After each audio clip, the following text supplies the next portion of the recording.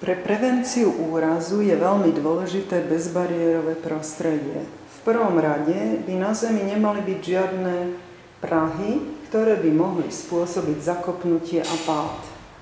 Podlaha v kúpeľni by mala byť nešmyklavá. Kúpeľňa je priestranná, malo by tam byť čo najmenej vecí, do ktorých by pacient mohol zakopnúť a mohol by spadnúť.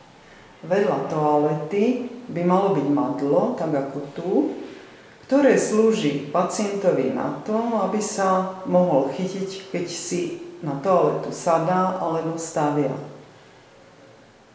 Časť sprchy vyhovuje lepšie ako vaňa. Sprcha je vybavená sedákom, ktorý možno veľmi jednoducho rozložiť,